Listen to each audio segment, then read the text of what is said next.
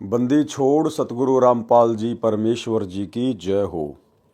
परम पिता परमात्मा सारी सृष्टि के रचनहार, कुल मालिक, असंख्य ब्रह्मांडों के स्वामी, जगत गुरु, तीनों लोकों में प्रवेश करके सबका भरण पोषण करने वाले राजाधिराज, आत्माधार, नाथों के नाथ, देवों के देव, महादेव, सर्वेश्वर, महेश्वर, मृत्युंजय, अजरो अमर, आदि अनादि, सनातनी प्रभु, जगत पिता जगदीश्वर, श्री श्री 1008 की उपाधि के वास्तविक अधिकारी, अकाल मूरत, शब्द स्वरूपी राम वासुदेव, सर्वगतम ब्रह्म, परम पूज्य, प्रथम पूज्य, परम संत, परम पुरुष, परम धनी, परम दयालु, सत्य कबीर, हक्का कबीर, अल्लाहु कबीर, अल्लाहु अकबर, बाखबर, अल्लाह ताला, जगत के तारणहार, जगत के मुक्तिदाता, जगत के जगन्नाथ, हारे के सहारे, हिंदुओं के राम, मुसलमानों के अल्लाह, सिखों के वाहेगुरु, ईसाइयों के मसीह, दया के सागर दयानिधि, करुणा के सागर करुणानिधि, स्वयंभू परिभू, संकट मोचन, कष्ट हरण, मंगल करण, दुख भंजन, अविगत कबीर, निर्विकार निर्विषम परमात्मा, अलय अलेख सतगुरु, आदि अनादि सतगुरु, असली मर्यादा पुरुषोत्तम, असली राम, असली कृष्ण, असली घनश्याम, असली मुरारी, राजाओं के राजा, महाराजाओं के महाराजा, शहंशाहों के शहंशाह, सम्राटों के सम्राट, भगवानों के भगवान, अल्लाहों के अल्लाह, प्रभुओं के प्रभु, मसीहाओं के मसीह, सच्चे वाहिगुरु, बाबाओं के बाबा, पीरों के पीर, सेठों के सेठ, जगत सेठ, सावड़सा सेठ, सर्वगुण संपन्न, अनंत कोटि कलाओं के स्वामी, अनंत कोटि ब्रह्मांडों के नायक, योगियों में महायोगी, ध्यानियों में महाध्यानी, सिद्धों में परम सिद्ध, ज्ञानियों में तत्वज्ञानी, ब्रह्म ज्ञानी, महाज्ञानी, परम ज्ञानी, सर्वश्रेष्ठ ज्ञानी, विज्ञानी, युवा कबीर, समरथ कबीर, असमवात, अमित ओजा, सच्चे रहनुमा, करीम अल्लाह, सुभान अल्लाह, दुनिया के अंतिम पैगंबर, 8 सितंबर 1951 से गांव धनाना, जिला सोनीपत, हरियाणा, भारतवर्ष की पावन भूमि पे प्रकट रियल कल की भगवान श्री नारायण साकार हरि, श्री बाबा साहेब शब्द स्वरूपी राम, संत श्रोमणी सतगुरु रामपाल जी परमेश्वर जी के चरण कमल में साध संगति से जुड़े हुए आपरम सभी देश विदेश से सत्सेवक भाई बहनों का अनंत कोटि दंडवत प्रणाम। सत्साई भाई और बहनों, दया पूज्य गुरुदेव भगवान की, सतगुरु रामपाल जी परमेश्वर जी की, सारी सृष्टि के रचनहार की। भाई और बहनों, इस कलयुग की बिचली पीढ़ी में साध संगति से जुड़कर गुरुदेव भगवान के विशेष आशीर्वाद से आप और हम सभी सत्सेवक आत्माएं अपनी आत्मा के कल्याणार्थ हेतु भक्ति मार्ग पर मोक्ष प्राप्ति के लिए निरंतर आगे की ओर बढ़ रहे हैं। भाई और बहनों, पूज्य गुरुदेव भगवान की आप और हम सभी आत्माओं पर विशेष कृपा है, रजा है, जो गुरुदेव ने हमें भक्ति मार्ग के ट्रेनिंग सेंटर साध संगति से जोड़ा हुआ है। साध संगति से जुड़कर हमें भक्ति मार्ग से संबंधित गहरी गहरी जानकारियां प्राप्त हो रही हैं। आप और हमारा विश्वास अपने ही गुरु को इष्ट मानकर दिन प्रतिदिन उनके चरणों में बढ़ता ही जा रहा है। तो भाई और बहनों, पूज्य गुरुदेव जी के कर कमल से लिखित पवित्र पुस्तक मुक्ति बोध के ऊपर वीडियो बनाने की श्रृंखला जारी है। इसी श्रृंखला में आज हमारा ये 22वें नंबर का वीडियो है। प्रत्येक वीडियो में सतगुरुदेव भगवान के आशीर्वाद से हमें भक्ति मार्ग से संबंधित बहुत कुछ बातें सीखने और समझने को मिलती हैं। तो चलिए आज के वीडियो में हम आगे बढ़ते हैं। पवित्र ग्रंथ मुक्ति बोध, पेज नंबर 239, दुर्वासा तथा अम्बरीश की कथा का सारांश। यानी हमने पिछले एपिसोड में वीडियो नंबर 21 में दुर्वासा ऋषि और राजा अम्बरीश के विषय में जो कथा सुनी, अब उस कथा का सारांश क्या है। संत गरीबदास जी ने वाणी में बताया है कि गरीब डेरे डांडे खुश रहो, खुसरे लहन मोक्ष, ध्रुव प्रहलाद उधर गए, फिर डेरे में क्या दोष। अर्थात जो साधक घर त्याग कर कर्म सन्यासी होकर साधना करते हैं। कर्म सन्यासी क्या होता है?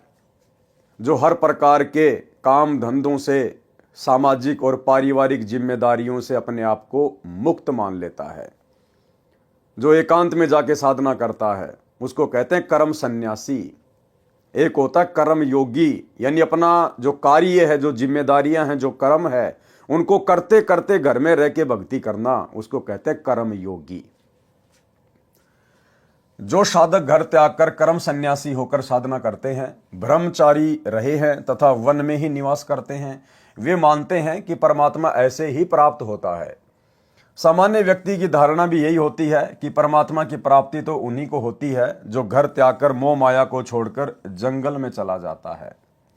इसका समाधान इस वाणी में संत गरीबदास जी ने किया है। कहा है कि अपने डेरे यानी घर, डांडे यानी घेर, घेर वह स्थान होता था जिसमें किसान लोग पशु बांधते थे तथा उसमें केवल पुरुष निवास करते थे।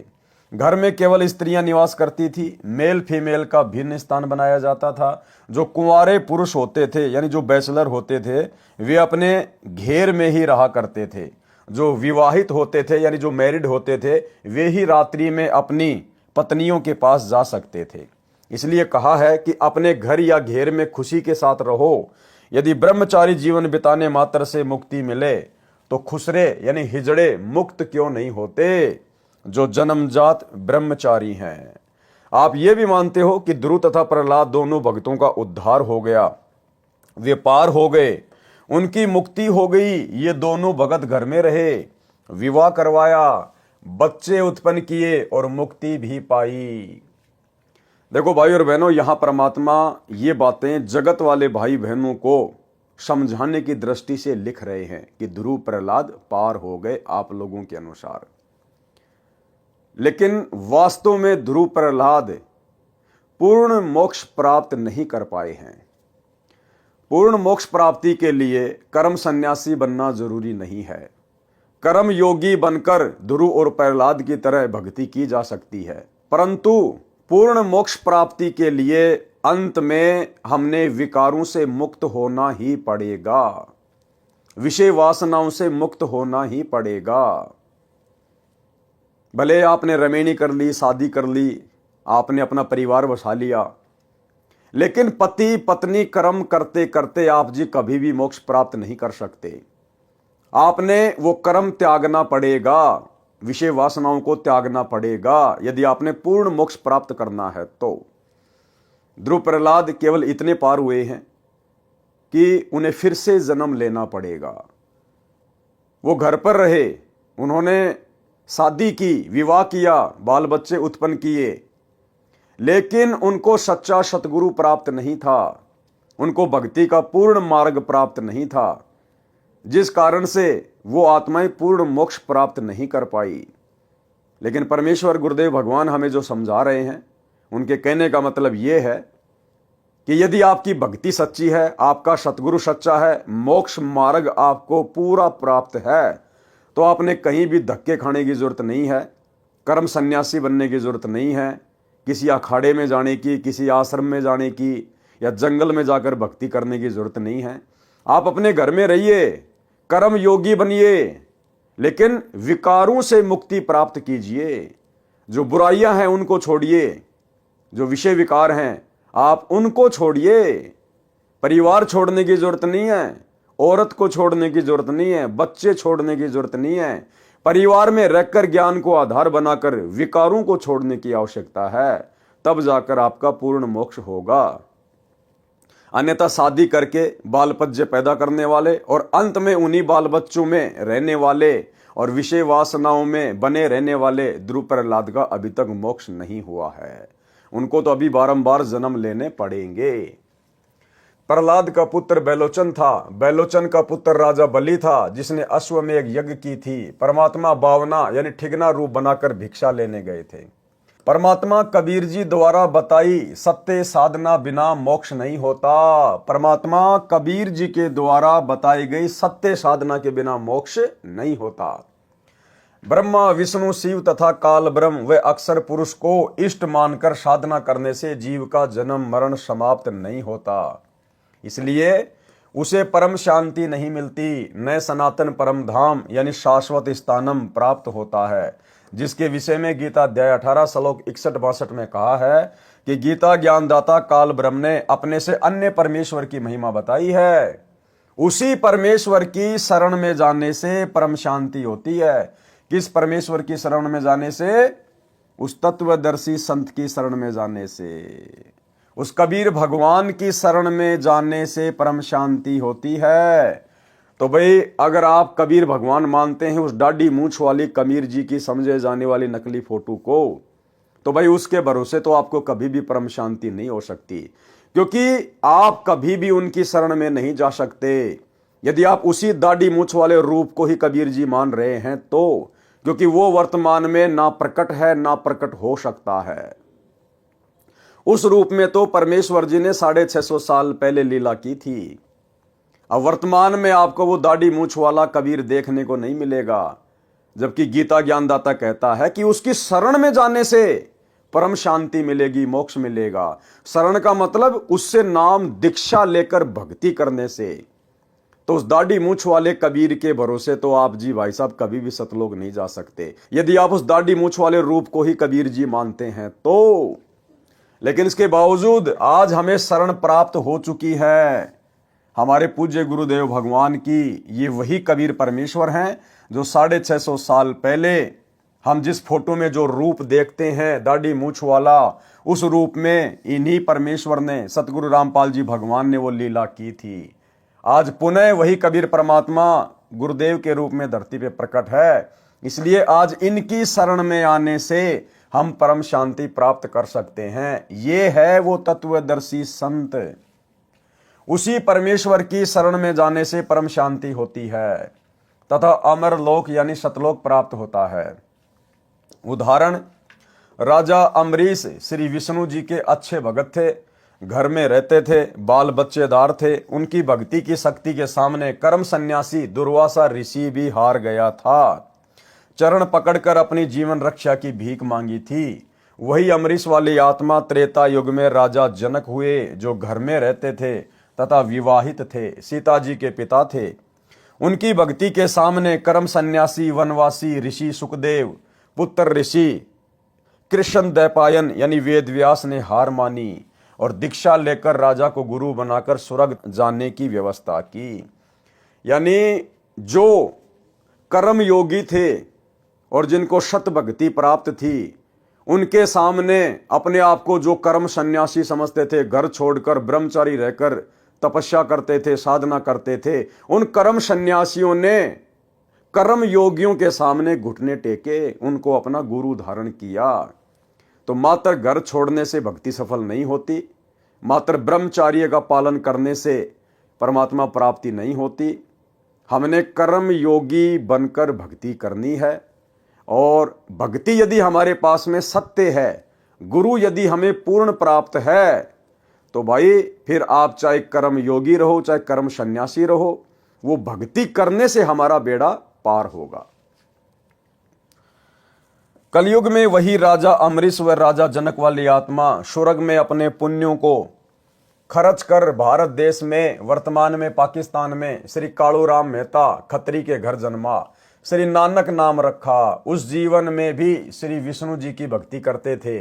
परमेश्वर कबीर जी उनको बेई नदी के किनारे मिले, यथार्थ आध्यात्मिक ज्ञान बताया, सतलोक लेकर गए, अपनी यथार्थ स्थिति तथा शक्ति से परिचित करवाया, ब्रह्मा विष्णु तथा शिव व ब्रह्म का अस्तित्व दिखाया, फिर वापस छोड़ा। तब श्री नानक जी ने काशी यानी बनारस शहर में जाकर कबीर सतगुरु से सतनाम की दीक्षा लेकर जन्म मरण से छुटकारा पाया, परम शांति प्राप्त की, सनातन परम धाम यानी सचखंड प्राप्त किया।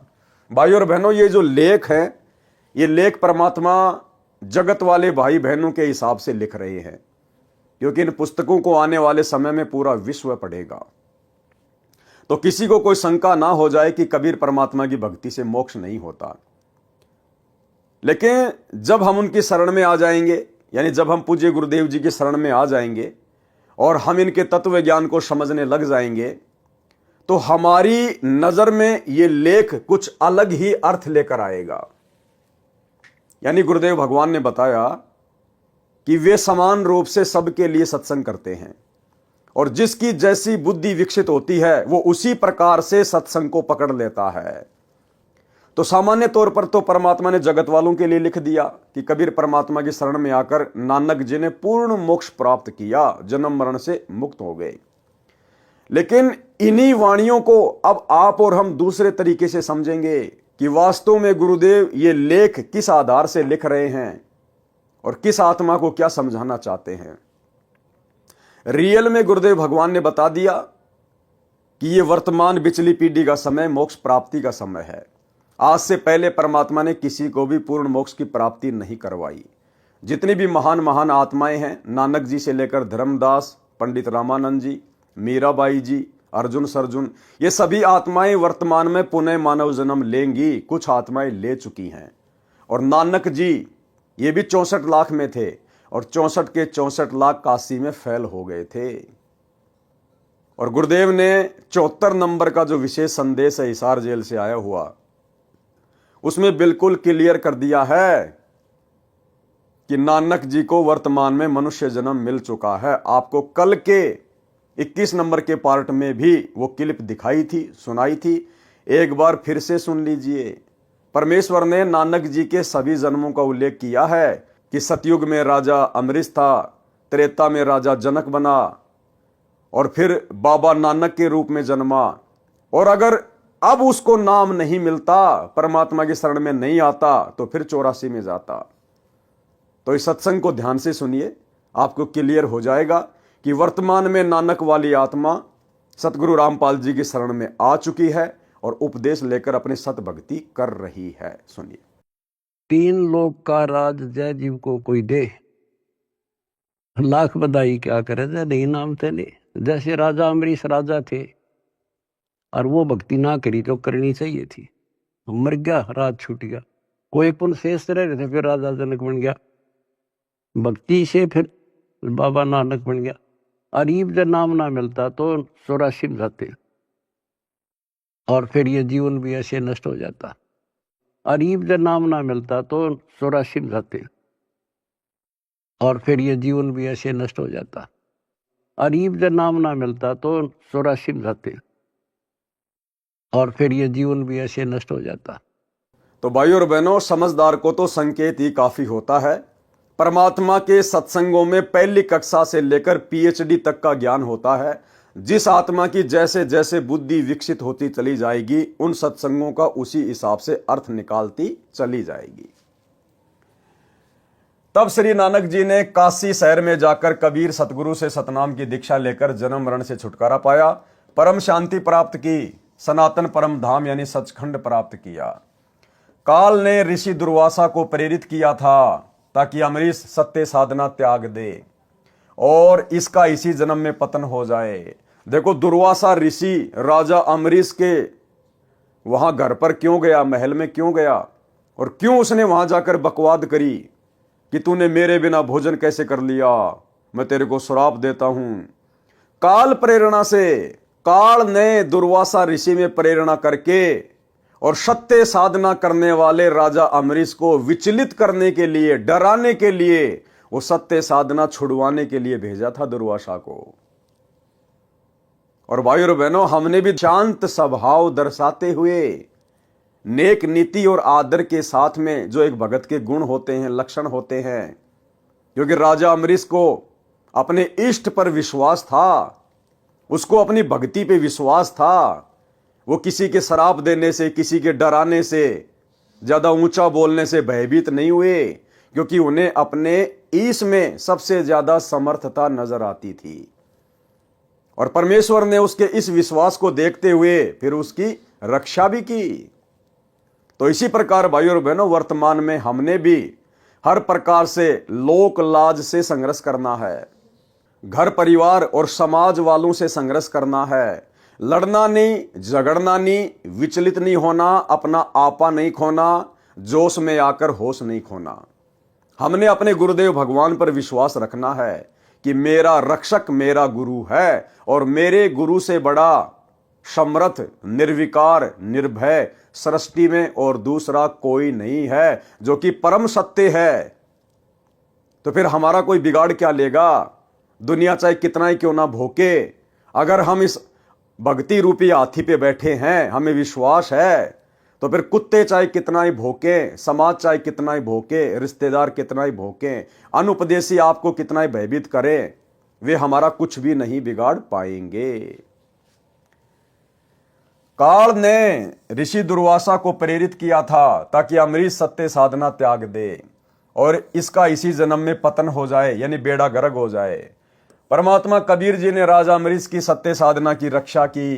काल नहीं चाहता कि जीव सत्य साधना करे। पारक के अंक की वाणी नंबर 185 से 192 में गरीब बंजारे के बैल जो फिर देश परदेश, जिनके संग न साथ हूँ जगत दिखावे भेष। यानी जो पाखंडी हैं, सत्य साधना करते नहीं है, देश विदेश में मांगते फिरते हैं, मान बढ़ाई के भूखे हैं, परमात्मा कहते मैं उनके साथ में नहीं हूँ। गरीब आजिज मेरे आसरे, मैं आजिज के पास। आजिज यानी जो मेरा प्यारा भगत है वो तो मेरे आसरे रहेगा। क्या कहते हैं गुरुदेव? जो मेरा प्यारा भगत है वो तो मेरे आसरे रहेगा, और मैं आजिज के पास, और मैं उस प्यारी आत्मा के सदा साथ में, सदा पास में रहता हूं। गैल गैल लाग्या फिरूं जब लग धरनी आकाश। गरीब नारद से साधु सती, अति ज्ञाता परवीन, एक पलक में बह गए मन में बाकी मलिन। गरीब दुर्वासा अमरीश कह गए ज्ञान गुण डार, चरण कंवल शिक्षा लई तुम ईश्वर प्राण उधार। गरीब बख्शो प्राण दया करो, पीठ लगाओ हाथ, उर मेरे में ठंडी होए शीतल कीजिए गात। गरीब अमरीश मैं कहता हाँ बिहन से बदन खुलाश, तुम ऋषि मेरे प्राण हो मैं हूं तुम्हारा दास। यानी दुर्वासा ऋषि ने इतनी बदसलूकी की राजा अमरीश के साथ में, उसके बावजूद भी राजा अमरीश ऋषि दुर्वासा से नाराज नहीं हुए और कहा कि मैं तो आपका दास हूं, जैसा आपने किया वैसा परिणाम आपको मिल गया। गरीब चक्र सुदर्शन शीस धरी, दीजो भक्ति की आन, मैं चेरा चरणा रहूं बख्शो मेरे प्राण। और वर्तमान में क्या हो रहा है भाई और बहनों? वर्तमान में भगत ये तत्व ज्ञान लेकर, छोटी छोटी बातों को लेकर एक दूसरे के साथ में इस कदर राग द्वेष ईर्ष्या में उलझे पड़े हैं कि पता नहीं जैसे कोई मेरे जन्म जन्मों का शत्रु है, जन्म जन्मों का शत्रु।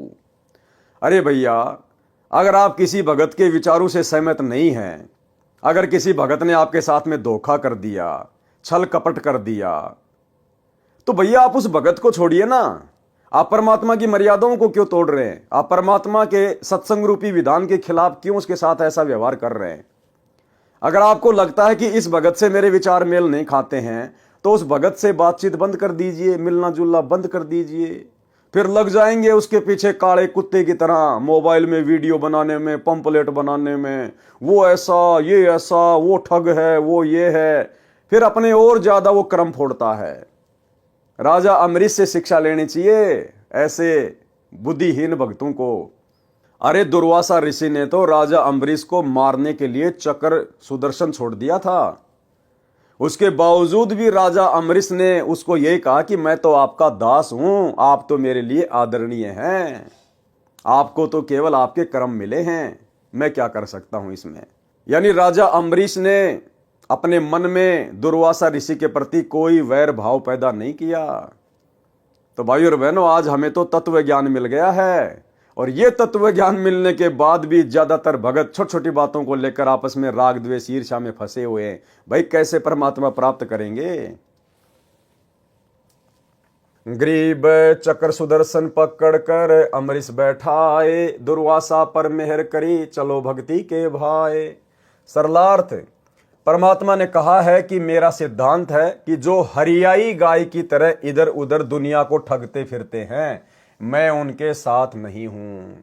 क्या विधान बताया गुरुदेव ने? कि मेरा विधान है कि जो हरियाई गाय की तरह इधर उधर भटकते रहते हैं, दुनिया को ठगते रहते हैं। हरियाई गाय क्या होती है? हरियाई गाय उसको कहते हैं जो फसल खाने के लिए कभी किसी के खेत में चली जाए, कभी किसी के खेत में चली जाए, एक जगह वो टिकती नहीं है। और उस हरियाई गाय के गले में एक लकड़ी बांध दिया करते थे मोटी सी, ताकि वो ज्यादा तेज ना दौड़ सके, इधर उधर ना जा सके। अगर वो ज्यादा चलेगी तो लकड़ी उसके घुटनों पे लगती थी। तो हरियाई गाय की तरह परमात्मा कहते हैं जो भगत इधर उधर भटकते हैं, जैसे इन सतलोक आश्रमों में, क्योंकि आज हमारे गुरुदेव भगवान तो बैठे हुए हिसार जेल में, और संगत 90% संगत उस हरियाई गाय की तरह लड्डू जलेबी बर्फी के चक्कर में, जैसे वो गाय हरा हरा चारा चरने के चक्कर में दूसरों के खेतों में दौड़ा करती थी, ठीक इसी प्रकार वर्तमान में हमारे भगत भाई बहन जो साध संगति से नहीं जुड़े हुए हैं, जो गुरुदेव के ज्ञान को आधार बनाकर भक्ति नहीं कर रहे हैं, उस हरियाई गाय की तरह कभी सतलोक आश्रम धनाना में, कभी सतलोक आश्रम सोजत में, कभी सतलोक आश्रम शामली में लड्डू जलेबी बर्फी के चक्कर में भटकते ही रहते हैं। तो परमात्मा कहते हैं ऐसे भक्तों के साथ मैं नहीं रहता। अरे भैया, ऐसी भक्ति करो, ऐसे भाव पैदा करो, मर्यादाओं में रहो कि मजबूरन परमात्मा ने आपके पास आना पड़े। चलो इन आश्रमों में अगर गुरुदेव भगवान होते फिर तो आप चाहे लाख बार जाओ, लेकिन आपको अच्छे से पता है कि गुरुदेव भगवान शरीर रूप में हिसार जेल में बैठे हैं और शब्द रूप में तो वे हर जगह हैं, आपके घर पर भी हैं। अगर आप मर्यादित हैं तो, शत भक्ति कर रहे हैं तो फिर आपको हरियाई गाय की तरह इन आश्रमों में धक्के खाने की, लाडू जलेबी बर्फी के चक्कर में क्या आवश्यकता पड़ गई। परमात्मा ने कहा है कि मेरा सिद्धांत है कि जो हरियाई गाय की तरह इधर उधर दुनिया को ठगते फिरते हैं, मैं उनके साथ नहीं हूं। वे जगत में साधु वेश बनाकर प्रभावित करके काल जाल में डालते हैं। यानी परमात्मा हमें सांसारिक तौर पर जो नकली पाखंडी धर्मगुरु हैं उनके लिए भी समझा रहे हैं, और भक्ति मार्ग में भी आप और हमने ज्ञान को आधार बनाकर इन शब्दों का अर्थ समझना पड़ेगा। ये नहीं है कि परमात्मा केवल एक ही चीज पे टारगेट करते हैं, परमेश्वर एक तीर से अनेकों शिकार करते हैं। तो इस भक्ति में आने के बाद भी जो हरियाई गाय की तरह जिनकी आदत बनी हुई है, उन भाई बहनों के लिए भी परमात्मा का संकेत है। जो मेरा आजीज यानी प्रिय भगत है, मैं उसके सदा साथ रहता हूं, उसके पीछे पीछे लगा रहता हूं जब तक धरती आकाश है। तो फिर हमने आज गुरुजी की गैर हाजिरी में इन सतलोक आश्रमों में धक्के खाने की क्या जरूरत है, जब परमात्मा कह रहे कि गैल गैल लाग्या फिरूं जब तक धरती आकाश, जो जन मेरी शरण है ताका हूं मैं दास। तो आप तो गुरुजी की शरण में है ना, आपने तो नाम ले लिया ना, फिर गुरुजी की गैर हाजिरी में आप इन आश्रमों में क्यों भटक रहे हैं भाई। परमात्मा तो कह रहे हैं ऐसी आत्माओं के तो मैं पीछे पीछे भटकता हूं, और आप लोग सतगुरु मिलने के बाद, उनकी शरण मिलने के बाद, और आपको पता है कि गुरुजी आश्रमों में नहीं है, उसके बावजूद भी आप हरियाई गाय की तरह वहां भटक रहे हैं, धक्के खा रहे हैं, तो वहां परमात्मा नहीं मिलने वाला, इस विधि से भगवान नहीं मिलने वाला।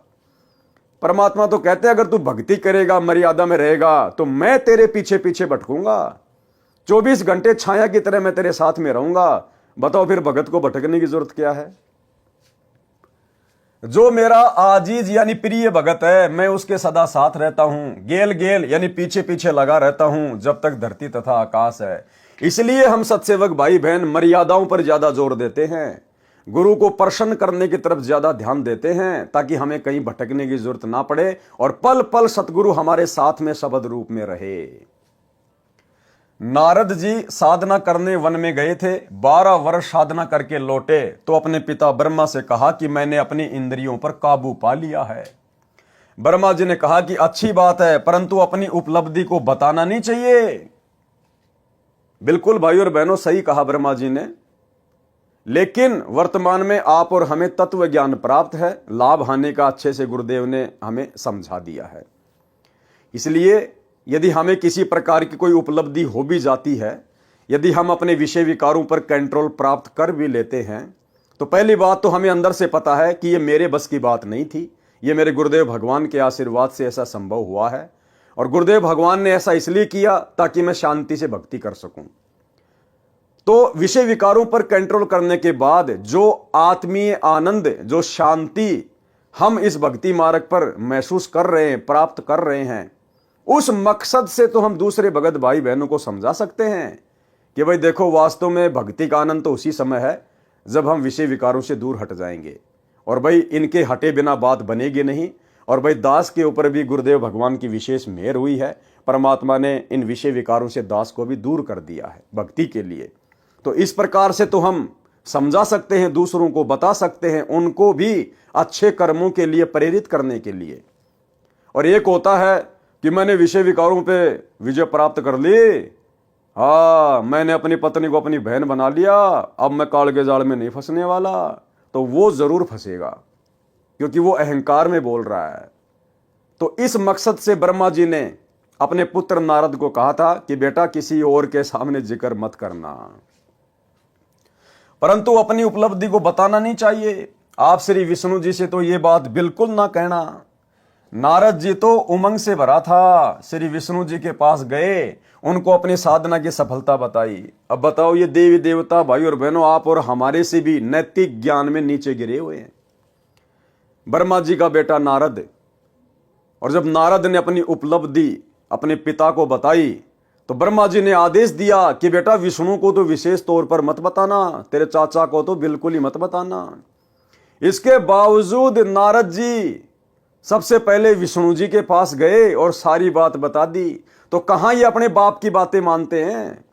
तो भाई और बहनों, ऐसा का ऐसा लफड़ा, ऐसा का ऐसा झगड़ा ऊपर के लोगों में है। ऊपर कुछ भी विशेष नहीं है, यहां से भी ज्यादा आग लगी हुई है।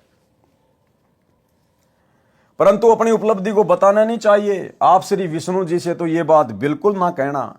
नारद जी तो उमंग में भरा था, श्री विष्णु जी के पास गए, उनको अपनी साधना की सफलता बताई। यानी अपने बाप की बात नारद जी ने नहीं मानी कि मैंने अपनी इंद्रियों पर काबू पा लिया है। यह कहकर कुछ देर बाद चल पड़े। श्री विष्णु जी ने एक मायावी शहर बनाया। किस विष्णु ने बनाया? इस विष्णु ने बनाया, सतगुरु रामपाल जी भगवान ने बनाया। तीनों लोकों में प्रवेश करके जो सबका पालन पोषण करते हैं, उस विष्णु भगवान ने, सतगुरु रामपाल जी ने, कबीर परमात्मा ने बनाया। श्री विष्णु जी ने एक मायावी शहर बनाया, क्योंकि भाई और बहनों, ये मायावी शहर नहीं बना सकते, क्योंकि ये केवल मैनेजर हैं, नौकर हैं, व्यवस्था संभालते हैं। और मैनेजर कभी भी फैक्ट्री नहीं खोल सकता, कंपनी नहीं खोल सकता, वो तो मालिक खोलता है, मैनेजर केवल व्यवस्था देखता है। श्री विष्णु जी ने एक मायावी शहर बसाया, उसमें राजा की लड़की का विवाह का स्वयंवर रचा। मनमोहक माहौल था। नारद ने सुने विवाह के गीत। नारद विवाह कराने के लिए अत्यधिक प्रेरित हुआ। अब बताओ, अपने पिता के पास तो जाके ढोल पीट रहा था, विष्णु के पास जाके ढोल पीट रहा था कि मैंने कामदेव पर विजय प्राप्त कर ली। और जैसे ही वहां शादी का माहौल देखा, तुरंत मन में उमंग पैदा हो गई शादी करवाने की। रूप के लिए, यानी अच्छी शक्ल प्राप्त करने के लिए, ताकि लड़की जल्दी प्रसन्न हो जाए और मेरे गले में वरमाला डाल दे। रूप के लिए भगवान विष्णु से उसका रूप मांगा। भगवान ने बंदर का मुख नारद को लगा दिया। लड़की ने श्री विष्णु जी को वरमाला डाल दी, जो स्वयंवर में आया था। नारद को पता चला कि मेरे साथ विष्णु ने धोखा किया है, तो श्राप दे दिया कि आप भी मेरे की तरह एक जीवन स्त्री के लिए तड़फ तड़फ कर मरोगे।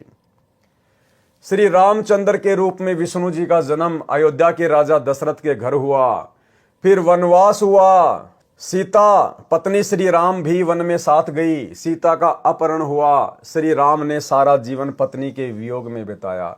अब बताओ, ये ब्रह्मा विष्णु महेश काहे के समर्थ हैं, काहे के भगवान है ये। अरे भगवान के ऊपर किसी का श्राप काम करेगा क्या? जबकि अपने भतीजे का श्राप श्री विष्णु जी के ऊपर काम कर गया। ब्रह्मा विष्णु महेश तीनों भाई हैं। सबसे बड़ा ब्रह्मा, उससे छोटा विष्णु, उससे छोटा शंकर। और नारद जी ब्रह्मा जी का बेटा, यानी नारद जी विष्णु जी के कौन हुए? भतीजे। अब बताओ, नारद जी ने श्राप दे दिया और विष्णु जी उस श्राप को भोगने के लिए धरती पे आ गया रामचंद्र रूप में। तो ये काहे के समर्थ हैं? ये काहे के समर्थ है? जो भगवान अपने भतीजे का दिया हुआ श्राप नहीं काट पाया, वो बताओ आप और हमारे वो कर्म कहां से काट देगा? तो भाई और बहनों, इन कथाओं से साबित होता है, लेकिन ये कथा आज से पहले हमारे को समझ में नहीं आ रही थी, क्योंकि हमें सतगुरु प्राप्त नहीं था। सतगुरु ने हमारा ज्ञान योग नहीं खोला था। अब गुरुदेव भगवान ने अपनी शरण में लेकर हमें वो बुद्धि दी है, वो तत्व ज्ञान दिया है। अब उनके आशीर्वाद से हम इन चीजों को समझ पा रहे हैं, कौन कितना पानी में है, कौन कितना समर्थ है। पारक के अंक की वाणी नंबर 193 से 194। गरीब गण गंधर्व और मुनि जन 33 तत्व सार, अपने जन के कारण उतरे बारंबार। गरीब अनंत कोटि अवतार हैं, नोचित वे बुद्धि नाश, खाली खेल खलक में 6 ऋतु 12 मास। सरलार्थ, जितने भी देव गण मुनिजन 33 करोड़ देवता हैं, ये परमात्मा की भक्ति करके इस पद को प्राप्त हुए हैं। यदि इनके साथ भी कोई शरारत करके हानि पहुंचाता है, तो उसकी रक्षा के लिए भी परमात्मा कबीर जी ही सहायता करने के लिए ऊपर से आते हैं। इन 33 करोड़ देवी देवताओं के ऊपर, ब्रह्मा विष्णु महेश के ऊपर जिन्होंने कभी कलयुग की बिचली पीढ़ी में सतगुरु रामपाल जी भगवान की सत्य भक्ति की थी लेकिन पार नहीं हो पाए, जो देव पद को प्राप्त हो गए, जब इनके ऊपर कोई विशेष आपत्ति आती है, इन्हें कोई परेशान करता है, तो उस समय भी यही कबीर परमात्मा सतगुरु रामपाल जी भगवान भिन्न भिन्न रूप धारण करके इन देवी देवताओं की सहायता करते हैं। जैसे राम रावण युद्ध में रामचंद्र जी की विशेष आत्मिक पुकार पर जब रोने लग गया कि ये भगवान, ये राक्षस तो मर ही नहीं रहा, तब यही कबीर परमात्मा सतगुरु रामपाल जी भगवान आए और सूक्ष्म रूप बनाकर रावण की नाभि में तीर मारा। यदि इनके साथ भी कोई शरारत करके हानि पहुंचाता है तो उसकी रक्षा के लिए भी परमात्मा कबीर जी ही सहायता करने ऊपर से आते हैं, अवतरित होते हैं, अवतार धारण करते हैं। वे परमात्मा अपने जन यानी भगत जन के कारण बार बार अवतार लेते हैं। जैसे प्रहलाद भगत की रक्षा के लिए नरसिंह रूप धारण करके अचानक आए और अपना कार्य करके चले गए, यानी वो परमात्मा इनकी रक्षा के लिए या भक्ति मार्ग को चलाने के लिए सतलोक से किसी आत्मा को नहीं भेजता, बारंबार स्वयं ही अवतरित होता है, स्वयं ही अवतार धारण करता है। देखिए क्या लिखा है, तो उसकी रक्षा के लिए परमात्मा कबीर जी ही सहायता करने ऊपर से आते हैं, किसी को भेजते नहीं है सतलोक से, स्वयं ही ऊपर से आते हैं, अवतरित होते हैं, स्वयं ही अवतरित होते हैं, अवतार धारण करते हैं, स्वयं ही अवतार रूप में आते हैं। वे परमात्मा अपने जन यानी भगत जन के कारण बार बार अवतार लेते हैं। परमात्मा खुद ही बार बार अवतार लेते हैं, सतलोक से किसी को भेजते नहीं है। जैसे आज वर्तमान में सतलोक आश्रमों से जुड़े हुए हमारे भगत भाई बहनों को बहुत बड़ी गलतफहमी है कि सतगुरु रामपाल जी तो कबीर जी के भेजे हुए अवतार हैं, कबीर जी की भेजी हुई आत्मा है, कबीर जी के दास हैं। तो ये उनकी सबसे बड़ी गलतफहमी है। ये परमात्मा स्वयं ही अवतार धारण करके आता है, किसी को भेजता नहीं है, क्योंकि समर्थ ने किसी को भेजने की आवश्यकता नहीं है। जैसे प्रहलाद भगत की रक्षा के लिए नरसिंह रूप धारण करके अचानक आए और अपना कार्य करके चले गए। तत्व ज्ञानहीन प्रचारक जिनकी बुद्धि का नाश हो चुका है, वे केवल 9 अवतार मानते हैं। अरे मालिक तो संसार में 6 ऋतु 12 मास यानी सदा लीला करता रहता है। जैसे श्री नानक जी ने भी कहा है कि अंधुला नीच जाति परदेसी मेरा, छिन आवे तिल जावे और जाकी संगत नानक रहंदा क्यों कर मोंडा पावे। अर्थात जुलाहा जाति में प्रकट मेरा परदेसी परमात्मा कबीर एक पल में पृथ्वी पर दिखाई देता है, दूसरे क्षण में ऊपर सचखंड में होता है। बताओ फिर इनको अपना अवतार भेजने की जरूरत क्या है? किसी आत्मा को सतलोक से भेजने की जरूरत क्या है? एक पल में सतलोक में, एक पल में पृथ्वी पर। उस समर्थ परमात्मा कबीर जी की शरण में मैं नानक जी रहता हूं। उनकी था यानी उनका अंत कैसे पाया जा सकता है? भावार्थ है कि परमात्मा के तो अनंत अवतार हो चुके हैं, यानी अनंत बार परमात्मा इस पृथ्वी पर प्रकट हो चुके हैं। वह तो एक पल में पृथ्वी पर और दूसरे पल में सतलोक में आता जाता रहता है, यानी कभी भी प्रकट हो जाता है, कभी भी प्रकट हो जाता है, जैसे कि वर्तमान में प्रकट हैं। और हिसार जेल से जो विशेष संदेश नंबर 75 आया है अभी लेटेस्ट, इसमें गुरुजी ने बिल्कुल क्लियर कर दिया कि वो परमात्मा गरीबदास जी के समय प्रकट हुए और भाई वर्तमान में आपके सामने प्रकट है। पहचान सको तो पहचान लेना। सुनिए सत्संग। तो क्या बताते हैं, उत्तर दक्षिण पूर्व पश्चिम फिरता दाने दाने लो, और सर्व कला सतगुरु साहिब की हरि आए हरियाणे। गरीबदास जी के समय आए तेरी बारे भाई प्रगट सामने थारे, पहचाने जात पहचान लियो। गरीबदास जी के समय आए तेरी बारे भाई प्रगट सामने थारे, पहचाने जात पहचान लियो। गरीबदास जी के समय आए तेरी बारे भाई प्रगट सामने थारे, पहचाने जात पहचान लियो। तो भाई और बहनों, वर्तमान में कौन प्रकट है? कहां है परमात्मा? यदि आप दाढ़ी मूछ वाले कबीर जी को परमात्मा मानते हैं तो भाई उसके तो आपको दर्शन भी नहीं हो सकते वर्तमान में। फिर क्यों कह रहे हैं गुरु जी कि जो परमात्मा गरीबदास जी के सामने प्रकट हुए, गरीबदास जी के समय प्रकट हुए, वही परमात्मा आज भी प्रकट है तुम्हारी आंखों के सामने। पहचान सको तो पहचान लो। यानी गुरुदेव स्वयं के विषय में कह रहे हैं, स्वयं के विषय में, कि तुम्हारा गुरु स्वयं ही कबीर परमात्मा है। वही कबीर परमात्मा जो गरीबदास जी को मिला था जिंदा बाबा के रूप में, वही आज तुम्हें सतगुरु रामपाल जी के रूप में प्राप्त है, धरती पे प्रकट है। अब इससे बड़ा खुलकर परमात्मा और क्या प्रमाण देंगे। लेकिन उसके बावजूद भी भाई और बहनों, बुद्धिहीन भगत भाई बहन ये बात अपने हृदय में नहीं बैठा पाएंगे कि हमारे गुरुजी ही कबीर जी हैं। क्योंकि गुरुजी को ही कबीर जी मानने के लिए तो साध संगति से जुड़ना पड़ेगा। उस नकली दाढ़ी मूंछ वाले कबीर जी की फोटो को घर से बाहर निकालना पड़ेगा, अन्यथा आप कभी भी अपने गुरु को रियल कबीर नहीं मान सकते। और गुरु को रियल कबीर नहीं माना, प्रकट हुआ नहीं माना, तो आपका भाई मोक्ष नहीं हो सकता। पारक के अंक की वाणी नंबर 195 199।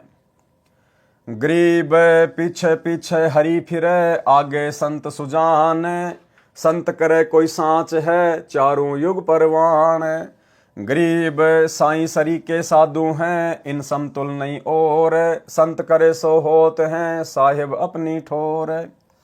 गरीब संतों कारण सब रचा, सकल जमी आसमान, चंद सुर पानी पवन, यज्ञ तीर्थ और दान। गरीब जो बच्चा गऊ की नजर में, यो साईं को संत, हरिजन के पीछे फिरे, भगत वत्सल भगवंत।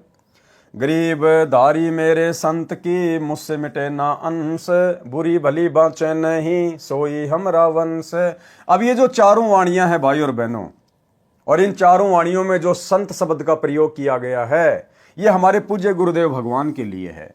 यानी ये स्वयं परमात्मा है, लेकिन अपने आप को परमात्मा से भिन्न दर्शाते हुए यहां पर ये वाणियां लिखी गई है, ताकि आप और हम ज्ञान को समझ सकें। तो गुरुदेव भगवान हमें ये कहना चाहते हैं, ये समझाना चाहते हैं कि वो कबीर परमात्मा जो अपना संत यहां नीचे भेजता है, आते तो वो खुद ही हैं संत के रूप में, लेकिन छुपाते हैं अपने आप को, कि वो परमात्मा यहां ज्ञान प्रचार के लिए, सतगुरु की भूमिका के लिए जो अपना संत भेजता है, फिर वो परमात्मा उस संत के साथ में रहता है। वो संत अपने मन में जो भी धारणा कर ले, वो परमात्मा फिर बीच में दखल नहीं देता, वो काम वैसा ही हो जाता है। सरलार्थ, अपने सच्चे भगत के साथ साथ पीछे पीछे परमात्मा रहता है। यानी संत रूप में जो तत्वदर्शी संत रूप में आता है, यहां अपने आप को छुपाते हुए परमात्मा दोहरी भूमिका करते हुए अपने ज्ञान को आप और हमारे तक पहुंचाने के लिए इस प्रकार से अपने आप को भिन्न दर्शा रहे हैं। अगर गुरुजी खुद कहें कि मैं कबीर हूं, तो कोई नहीं मानेगा ये बात। अब तो मान जाएंगे, क्योंकि अब तो हमें समझ में आ गया, परमात्मा ने समझा दिया।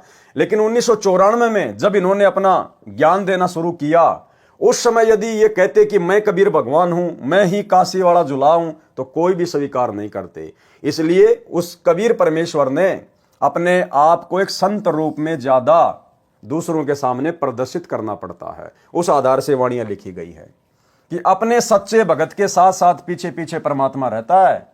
संत जो करते हैं, सच्चा कार्य करते हैं, यानी सही करते हैं, कभी किसी का अहित नहीं करते। कौन? पूर्ण संत। चारों युगों में प्रमाण रहा है कि संत सही क्रिया करते हैं, भलाई के शुभ काम करते हैं। सच्चे साधक परमात्मा के समान आदरणीय हैं। कौन सच्चे साधक? जो पूर्ण संत होते हैं, जो तत्वदर्शी संत होते हैं, वो परमात्मा के बराबर ही आदरणीय हैं। इनके समान अन्य की तुलना नहीं की जा सकती। परमात्मा अपने सच्चे भगत को अपनी शक्ति प्रदान कर देते हैं, अपने सच्चे भगत को, अपने सच्चे संत को। जैसे आज गुरुदेव अपने आप को छुपाते हुए सच्चे भगत की, सच्चे संत की भूमिका में हैं।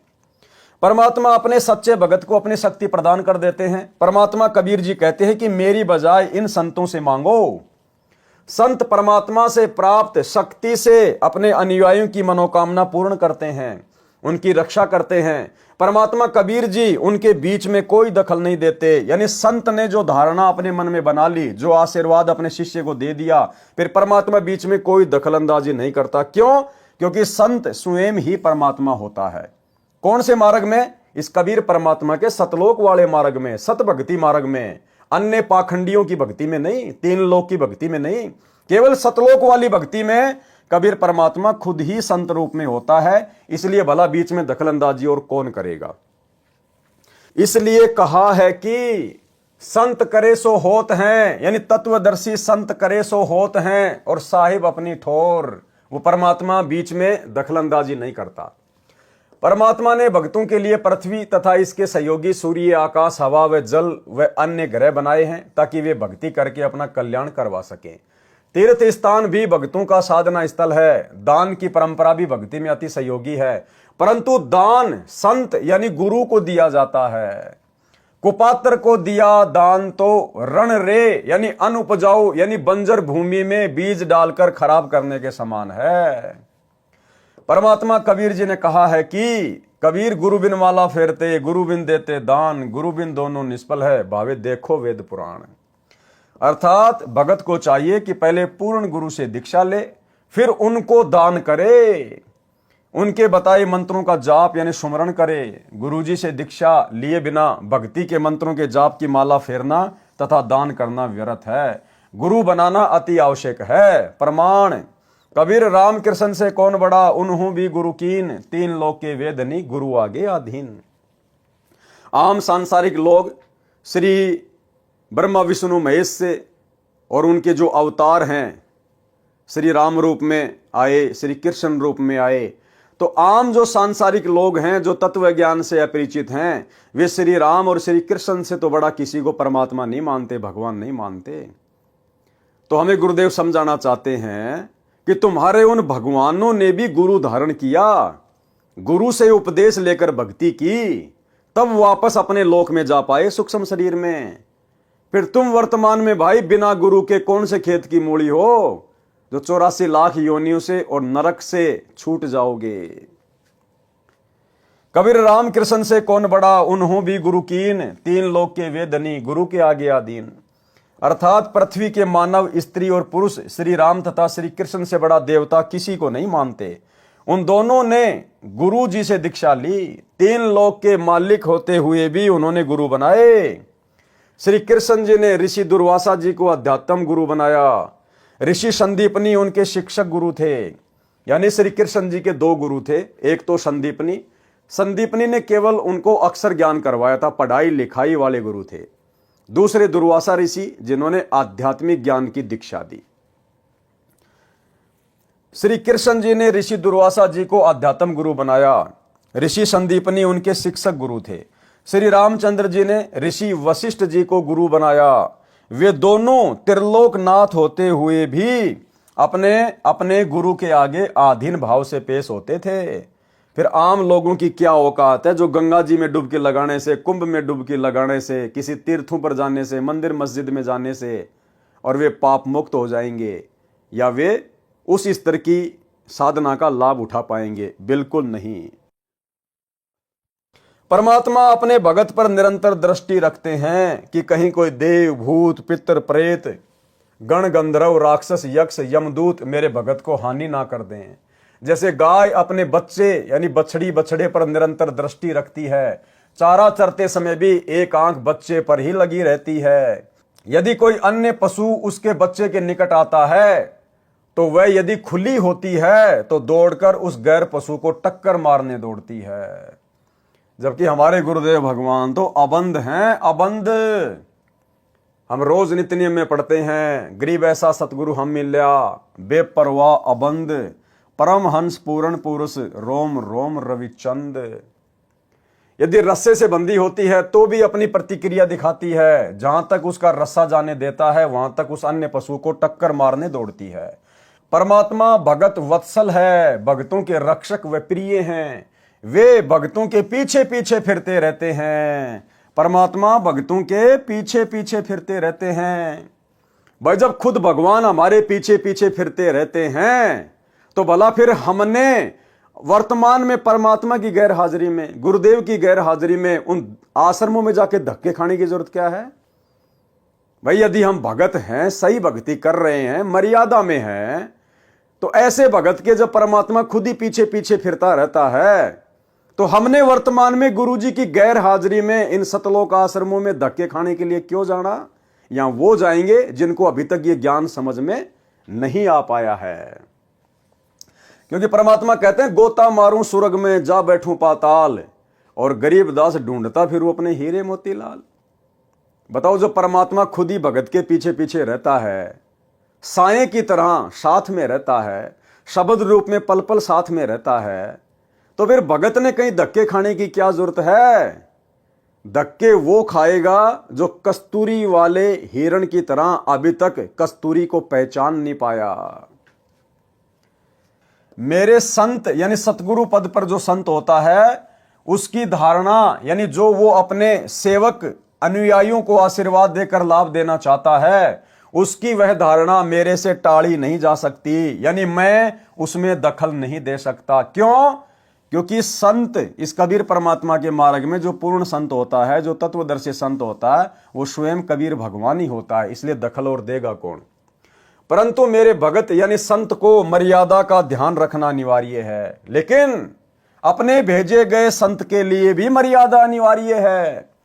और भाइयों और बहनों, अब आपको समझ में आएगा कि वर्तमान में इन शतलोक आश्रमों में 90% भगत भाई बहनों से ज्ञान विरुद्ध कर्म कौन करवा रहा है, गुरु का नाम लेके।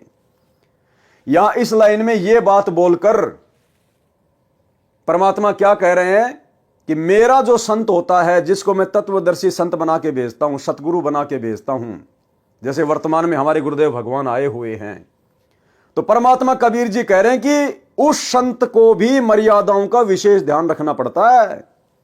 यानी उस संत को मर्यादा बना के कौन देता है? परमात्मा। आपने कई सत्संगों में सुना होगा गुरुदेव के मुख कमल से कि बच्चों ये हमारे भगवान के नियम हैं। तो नियम भक्ति के सतगुरु रामपाल जी को किसने दिए? कबीर भगवान ने। क्योंकि समझाने की दृष्टि से परमात्मा ने लिखा है, उसी दृष्टि से दास आपको समझा रहा है। तो भक्ति के नियम सतगुरु रामपाल जी को दिए किसने? कबीर भगवान ने।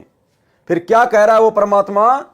परंतु मेरे भगत यानी संत को मर्यादा का ध्यान रखना अनिवार्य है। किसको? उस तत्वदर्शी संत को, जिसको गुरु पद पे भेजा जाता है। तो भाई फिर वो तत्वदर्शी संत कैसे मर्यादा तुड़वाएगा? भक्ति मार्ग में राजनीति नहीं करनी, ये राजनीति बंदी छोड़ को बिल्कुल भी पसंद नहीं है। ये किसका नियम है? कबीर भगवान का। एक बार गुरुदेव के मुख कमल से सुन लो कि राजनीति करने वालों से बंदी छोड़ कितना नाराज होता है। सुनिए। तो ये कच्चा काम नहीं करते बंदी छोड़, तो इन्होंने 250 वर्ष इंतजार करनी पड़ी कि कोई इस बात को समझ के और नीयत से, इसमें छल कपट नहीं चलता, इसमें पॉलिटिक्स राजनीति को बंदी छोड़ पसंद कतई नहीं करता। ये हमने आजमा के देख राखी। अगर मैं भी कसूर करूंगा तो मेरा वो दोनों बात से अपनी छतरी अपनी छाया हटा लेगा ऊपर तय, और भाई ने वह बात से घर ते बाहर लकड़ते पाला पड़े से कर्म का जाडा लगेगा, सर्दी लगेगी। इसी प्रकार सतगुरु अपनी छत्र छाया में अपने बच्चे ने छाती का ला कर रखे। जिस प्रकार छोटे से बच्चे ने माता पिता और दादा गुदड़े में लको कर रखा करे अकेले इसके सर्दी ना लग जाए, तो न्यू हमारे को बंदी छोड़ जब उसकी शरण में आ जाते हैं इस प्रकार रखे से। पर हमारी कुमत जो से थोड़ी को ना चौथे युग में आ गया, इकट्ठी होती होती आ रही से। महाराज कहीं युगन युगन की वासना हुई इकट्ठी आन, निर्मल क्यों कर होगा, कोई संत लग्या नहीं कान। तो बात यही हमारा कहने का तात्पर्य है कि जो 40 साल से वहां पर पापड़ बेल रहे थे, उनकी करनी में अंतर था। उनकी कथनी कुछ और करनी कुछ रही। यहां पर कथनी थोड़ी हो, करनी अधिक हो, जो परमात्मा बंदी छोड़ प्रसन्न होते हैं। इन सारा बेरा हम सोच क्या रहे हैं और करांगे क्या, हम इस तक के छुपा सकते हैं। जीता दास गीसा पंथ के अंदर गीसा संत का एक परम शिष्य हुआ है। वो कहते हैं अपने गुरु को परमात्मा स्वरूप समझ कर चले, तो वह कहते हैं कि मेरे पर्दे के महरमी पिया जी, अपने गुरु को कहते हैं, और आपसे कहां लको लो जिया जी, पर्दे तक के आप मेरे जानने वाले हो, ये बाप तो मैं के छुपा सकता हूं मालिक। तो इस प्रकार हमारा भाव बना रहे कि हम ईश्वर से कुछ नहीं छुपा सकते, वो सारी जानते हैं। तो सतगुरु रामपाल जी को ये राजनीति ना करने का, राजनेताओं के तलवे ना चाटने का, फालतू में राजनेताओं का समर्थन ना करने का ये आदेश किसने दिया? ये नियम किसने बना के दिया? कबीर भगवान ने। उसके बाद गुरुजी ने हमारे को दिया। तो नियम किसका हुआ? भगवान का। और भगवान क्या कह रहा है? परंतु मेरे भगत यानी संत को मर्यादा का ध्यान रखना अनिवार्य है। अब यदि हिसार जेल से सतगुरु रामपाल जी ने ही 2019 में कांग्रेस के तलवे चाटने का और 2024 में नरेंद्र मोदी के यानी बीजेपी के तलवे चाटने का आदेश हिसार जेल से दिया है सतलोक आश्रम मैनेजमेंट हरियाणा को, तो फिर सतगुरु रामपाल जी ने तो कबीर जी की मर्यादा तोड़ दी, और कबीर जी की मर्यादा तोड़ दी तो कबीर जी का जो कनेक्शन है संत रामपाल जी से हट गया, कट गया। फिर संत रामपाल जी भक्तों को कैसे लाभ दे देंगे? तो भाई और बहनों, हम तो कभी सौपन में भी नहीं सोच सकते ये बात है कि हमारे गुरुदेव भगवान इस प्रकार के घटिया आदेश अपने बच्चों को देंगे। तो ये आदेश कौन दे रहा है? गंदी राजनीति का, स्टेडियम बनवाने का। क्योंकि कबीर भगवान का क्या नियम है कि भक्तों ने तो वीडियो गेम भी नहीं खेलना, भक्तों ने ताश भी नहीं खेलना। फिर सतगुरु रामपाल जी अपने कबीर भगवान के द्वारा दिए गए नियमों को संगत से कैसे तुड़वाएंगे? स्टेडियम बनवा के, आश्रम में हॉस्पिटल खुलवा के, गुंडों की सीबीआई जांच करवा के, जाट आरक्षण में भक्तों को बैठा के, जगत वालों की धर्मशाला में करोड़ों रुपया भक्तों का बर्बाद करवा के। तो अब आप लोगों को समझ में आ जाना चाहिए कि भक्ति नियम क्या है, और गुरुजी के नाम की आड़ में भोली भाली संगत से ये कर्म फुड़वाने वाला काम बीच में कौन कर रहा है? काल प्रेरणा से गुरुजी का परिवार, गुरुजी के बेटा बेटी भाई बंधु रिश्तेदार, आपके कोऑर्डिनेटर। क्योंकि ये गुरुदेव भगवान के कर कमल से लिखे गए लेख हैं। क्या कह रहे हैं गुरुदेव? यानी वो कबीर परमात्मा फिर क्या कह रहा है? परंतु मेरे भगत यानी संत को मर्यादा का ध्यान रखना अनिवार्य है। किसके लिए कह रहे हैं? अपने द्वारा भेजे गए संत के लिए, कि उसको भी मर्यादाओं का ध्यान रखना अनिवार्य है। तो बताओ भाई साहब, फिर ये परम संत कैसे अपने भगवान की मर्यादा तुड़वाएगा हम भक्तों को इस प्रकार के आदेश देके? तो आदेश कौन दे रहा है वर्तमान में इनके नाम की आड़ में? ये कलयुगी काल प्रेरित गुरुदेव का परिवार। संत भली बुरी यानी राग द्वेष के आधार पर लाभ हानि नहीं करते। अब बताओ, गुरुजी की 2019 में भाई बीजेपी वालों से क्या दुश्मनी थी? क्योंकि यहां तो परमात्मा कहते हैं कि जो मेरा तत्वदर्शी संत होता है वो किसी से राग द्वेष के आधार पर उनके साथ में छल कपट नहीं करता। तो बताओ फिर सतगुरु रामपाल जी की 2019 में बीजेपी वालों के साथ में क्या अनबन थी, क्या राग द्वेष ईर्ष्या थी, जो सतगुरु रामपाल जी ने 2019 में कांग्रेस का समर्थन करने का आदेश दे दिया होगा?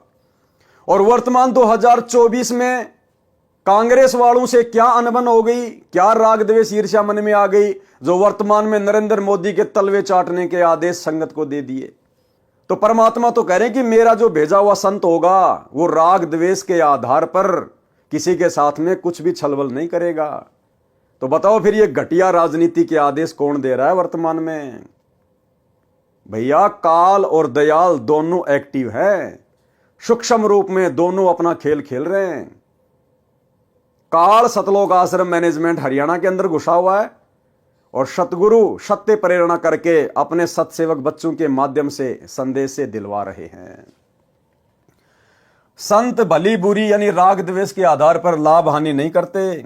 यदि संत किसी को द्वेष के कारण श्राप देते हैं या सिद्धि से हानि करते हैं तो उसके जिम्मेदार वे स्वयं होंगे। और भाई, हमारे गुरुदेव भगवान कैसे ऐसी गलती कर सकते हैं? जैसे ऋषि दुर्वासा भी परमात्मा के भगत थे, उस समय संत को ऋषि कहा जाता था। ऋषि दुर्वासा ने द्वेषवश राजा अम्बरीश भगत के ऊपर सिद्धि से सुदर्शन चक्र छोड़ा। राजा अम्बरीश निर्दोष थे। सुदर्शन चक्र ने भगत अम्बरीश के चरण छुए तथा उल्टा फिरकर दुर्वासा को मारने के लिए चला। दुर्वासा भय मानकर सिद्धि से उड़कर भागा, इंद्र के लोक में गया, शिवजी व ब्रह्मा जी के लोकों में गया, परंतु किसी ने शरण नहीं दी। भगत अम्बरीश विष्णु जी का उपासक था, जिस कारण शर्म के मारे दुर्वासा ऋषि श्री विष्णु जी के पास जाना नहीं चाहता था। उस समय श्री विष्णु जी शेषैया यानी शेष नाग के ऊपर लगे बिस्तर पर अपनी पत्नी लक्ष्मी जी के साथ विश्राम कर रहे थे। परमात्मा कबीर जी ने, कौन परमात्मा कबीर जी? सतगुरु रामपाल जी भगवान ने, परमात्मा कबीर जी ने श्री विष्णु जी का रूप धारण किया और 88,000 ऋषियों तथा 33 करोड़ देवताओं की सभा बुलाई। एक क्षण में परमात्मा ने अलग से विष्णुपुरी रच दी, विष्णुपुरी, और 33 करोड़ देवी देवता 88,000 ऋषि बैठा दिए अपने सामने एक सेकंड में। परमात्मा कबीर जी ने श्री विष्णु जी का रूप धारण किया और 88,000 ऋषियों तथा 33 करोड़ देवताओं की सभा बुलाई। स्वर्ग में यह कार्य सिद्धि शक्ति से, मानसिक प्रेरणा से होता है। जैसे वर्तमान में मोबाइल फोन से सेकंडों में सूचित किया जाता है, वीडियो कॉन्फ्रेंस से भी सब वार्ता की जाती है। देवताओं की टेक्निक पृथ्वी लोक से लाख गुना अधिक कारगर है। दास आप सभी भाई बहनों को पहले से ही बोलता आ रहा है वीडियो में कि देवताओं की जो विज्ञान है इस पृथ्वी लोक की विज्ञान से लाखों गुना उत्तम है। और इन देवताओं की विज्ञान से सतलोक की विज्ञान अनंत करोड़ गुना उत्तम है। तो सोचिए सतलोक में क्या टेक्निक होगी। सबके सामने परमात्मा ने ऋषि दुर्वासा को धमकाया कि भक्ति की मर्यादा में रहो, अमरीश भगत से क्षमा मांगो, वे ही आपकी जान बचा सकते हैं। दुर्वासा मरता क्या न करता, भगत अमरीश के दरबार में गए, चरण पकड़कर जीवन की रक्षा मांगी, तब जान बची। संत गरीबदास जी ने बताया है कि कबीर परमात्मा के भगत परमात्मा का कबीर कुल है। अब देखो भाई और बहनों, इस लाइन का बताओ आप क्या अर्थ निकालोगे, इस लाइन का आप क्या अर्थ निकालोगे? अगर कोई अर्थ निकलता है तो आप मुझे बताओ क्या है। संत गरीबदास जी ने बताया है कि, अब यहां से शुरू कर दो आप, यहां से लेकर यहां तक क्या कह रहे हैं गुरुदेव? कबीर परमात्मा के भगत परमात्मा का कबीर कुल है। अब बताओ आप इसको कितनी बार भी पढ़ लो, क्या समझोगे आप? अब इसका निष्कर्ष क्या दिया परमात्मा ने लास्ट में? पहले तो परमात्मा ने पूरी बात संत को और अपने आप को अलग अलग दर्शाते हुए पूरी कर दी, और लास्ट में परमात्मा ने वहीं लाके छोड़ दिया कि कबीर परमात्मा का भेजा हुआ जो संत होता है, यानी होता तो खुद कबीर परमात्मा या संत रूप में, लास्ट में क्लियर कर दिया कि वो भगत भी खुद परमात्मा ही होता है। कबीर परमात्मा के भगत तो कौन हुए? कबीर परमात्मा के भगत जो संत रूप में यहां जो भेजा जाता है, मान लीजिए सतगुरु रामपाल जी हैं जो अपने आप को कहते हैं कि मुझे कबीर जी ने भेजा है, तो कबीर परमात्मा के भगत। फिर क्या है वो भगत? परमात्मा का, यानी कबीर परमात्मा के भगत परमात्मा का कबीर कुल है, यानी वो खुद ही परमात्मा होता है। वो कबीर परमात्मा खुद ही संत रूप में धरती पे प्रकट होता है। परमात्मा कबीर जी ने कहा है कि मेरा वंश कबीर कुल कभी किसी को स्वार्थ व ईर्ष्यावश कष्ट नहीं देता। पारक के अंक की वाणी नंबर 200 से 202।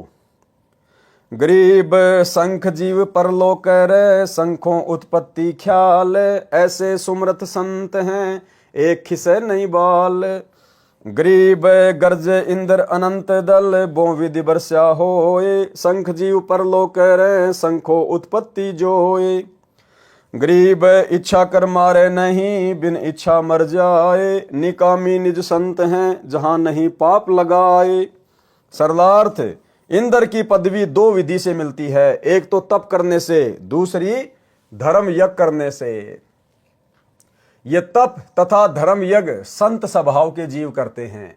जैसे इंद्र संत है, वह पृथ्वी के ऊपर वर्षा करते हैं, उसमें शंखों जीव बह जाते हैं, मर जाते हैं, और शंखों की उत्पत्ति होती है। इसमें इंद्र का दोष नहीं है, परंतु विधान अनुसार बिना संत उपदेशी को पाप तथा पुण्य दोनों मिलते हैं।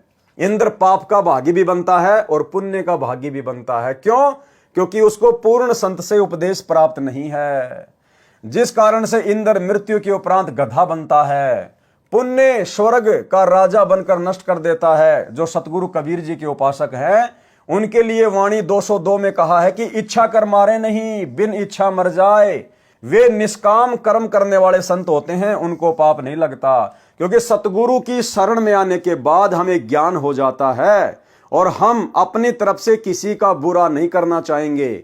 हम जानबूझकर किसी को मारना नहीं चाहेंगे, किसी को हानि नहीं करना चाहेंगे, और हमारी इच्छा ना होते हुए यदि कोई हानि हो जाती है तो उसमें फिर वो दोष हमारे ऊपर नहीं होता, क्योंकि हम पूर्ण संत गुरु की शरण में हैं। पारक के अंक की वाणी नंबर 203 से 206।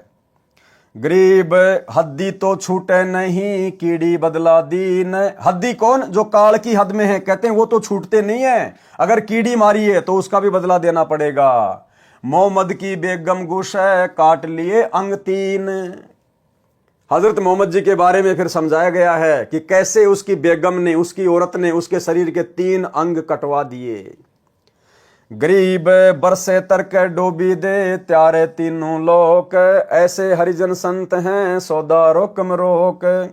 गरीब बेहतर अक्षुणी शैकरी चुणक ऋषिश्वर देख कपिल सिंगारे सघड़ के लागे पाप अनेक गरीब 12,99,99 गोरख जनक विदेह है यो तारे यो डोब दे या मैं नहीं संदेह। सरलार्थ इस वाणी का गरीब हद्दी तो छूटे नहीं कीड़ी बदला दीन और मोहम्मद की बेगम गुशे काट लिए अंश 3। इस वाणी में हजरत मोहम्मद जी के विषय में वर्णन है जो माया के ग्रंथ की वाणी नंबर 3 के सरलार्थ में लिखा है, जो इस प्रकार है। हजरत मोहम्मद यानी मुसलमान धर्म का प्रवर्तक एक स्त्री के साथ अवैध संबंध बनाकर पाप के भागी बन गए थे। उनकी पत्नी बड़े घराने से थी। कौन? बेगम खदीजा। उनकी पत्नी बड़े घराने से थी जो बहुत पैसे वाली धनवान थी।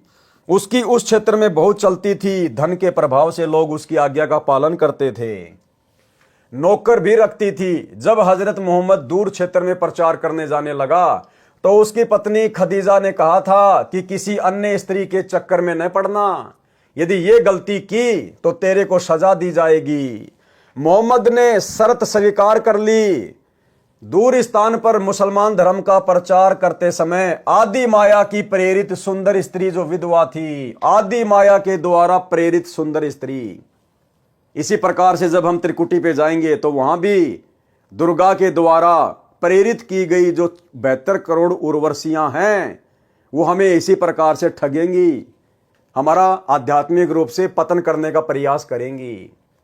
तो जब हजरत मोहम्मद जी ज्ञान प्रचार करने के लिए दूर देश में गए तो वहां पर आदि माया की प्रेरित सुंदर स्त्री जो विधवा थी मोहम्मद के संपर्क में आई, मुसलमान बन गई। दोनों का अवैध संबंध भी हो गया। खदीजा को उसके नौकरों ने बताया तो खदीजा ने मोहम्मद को बुलाकर सजा दिलाई। क्या सजा दिलाई? मोहम्मद का लिंग, आगे से मूछें तथा सिर की चोटी कटवाने का आदेश नौकरों को दिया। ये वर्तमान में मुसलमान धर्म में जो परंपरा पड़ी हुई है सुन्नत करने की, मूछें छोटी छोटी रखने की और सर पर टोपी पहनने की, यहां से शुरुआत हुई है इन 3 चीजों की जो इन्होंने अपने धर्म का प्रतीक बना लिया। क्या था वो कारण? हजरत मोहम्मद दूर देश में मुस्लिम धर्म का प्रचार करने के लिए गए हुए थे और खदीजा ने पहले कह दिया था कि किसी दूसरी स्त्री के संपर्क में मत आ जाना वरना सजा मिलेगी। तो मोहम्मद ने कहा कि ठीक है, ऐसा मैं नहीं करूंगा और यदि मैं करूंगा तो मैं सजा का भागी बनूंगा। नौकरों ने बता दिया कि ऐसे ऐसे एक विधवा के साथ मोहम्मद जी के संपर्क हो चुके हैं, शारीरिक मिलन हो चुका है। जब हजरत मोहम्मद जी वापस आए तो खदीजा ने क्या कहा? मोहम्मद जी का लिंग, आगे से मूछे तथा सिर की चोटी कटवाने का आदेश नौकरों को दिया। नौकरों ने मूछे तथा चोटी काट दी परंतु लिंग नहीं काटा। लिंग की कुछ खाल, चमड़ी जो आगे के भाग पर होती है वो काट दी और खदीजा को बता दिया कि आपके आदेश अनुसार सजा दे दी है। मूछे व चोटी तो स्पष्ट कटी दिखाई दे रही थी, यानी पहले मुसलमान भी हिंदुओं की तरह लंबी लंबी चोटी रखा करते थे। ये खदीजा ने कटवाई सजा के तौर पर। उस कटी हुई चोटी को छुपाने के लिए हजरत मोहम्मद ने फिर टोपी पहननी शुरू कर दी और वर्तमान में फिर आगे चलकर पूरे मुसलमान समाज ने अपना ली। मूछे व चोटी तो स्पष्ट कटी दिखाई दे रही थी, सभा में लिंग की खाल दिखाई गई और मोहम्मद फिर से प्रचार के लिए चला गया। मोहम्मद की पत्नी खदीजा अब निश्चिंत थी कि कहीं भी जाए लिंग तो कट ही चुका है। जब दूर देश में अपने मुसलमान अनुयायियों में गया तो ये हुलिया देखकर कारण जानना चाहा। अब मोहम्मद जी फिर से प्रचार पर निकल गए। चोटी कट गई तो शर्म के मारे टोपी पहन ली, आगे से मूछे खदीजा ने सजा के तौर पर कटवा दी और उनके लिंग की जो खाल थी वो काट दी गई थी। तो जब वापस गए वो प्रचार करने तो उनके भक्तों ने कहा, जो मुसलमान बन चुके थे, कि गुरुजी आपने ये क्या कर लिया?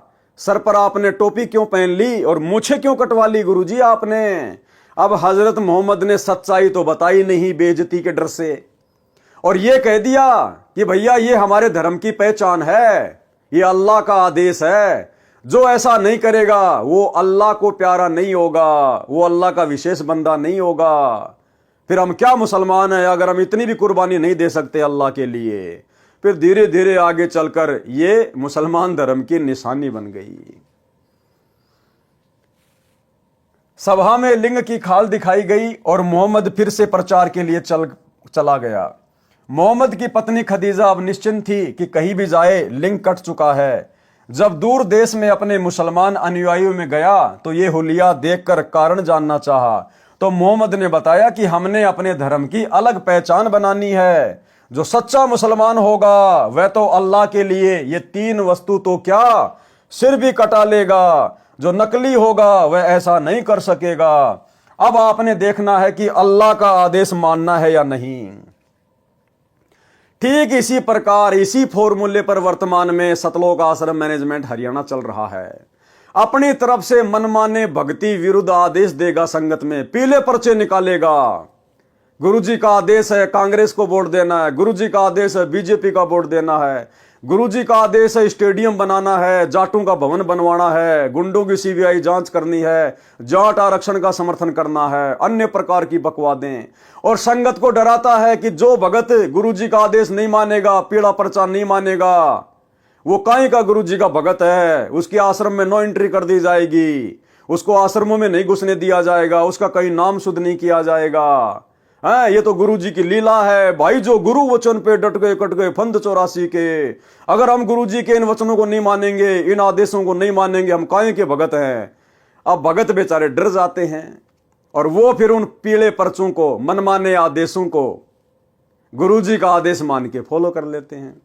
तो इसी प्रकार से हजरत मोहम्मद ने भी अपने भक्तों के बीच में अल्लाह का डर बैठा दिया। जैसे आश्रम वाले पीले पर्चे दिखा के गुरुजी का डर बैठा रहे हैं कि तुम काहे के मुसलमान हो। सच्चा मुसलमान तो अल्लाह के लिए अपनी गर्दन भी कटवा लेगा।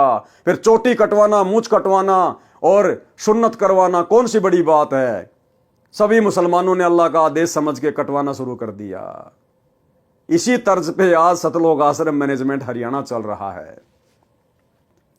तो मोहम्मद जी ने बताया कि हमने अपने धर्म की अलग पहचान बनानी है। जो सच्चा मुसलमान होगा वह तो अल्लाह के लिए ये 3 वस्तु तो क्या सिर भी कटा लेगा, जो नकली होगा वह ऐसा नहीं कर सकेगा। अब आपने देखना है कि अल्लाह का आदेश मानना है या नहीं।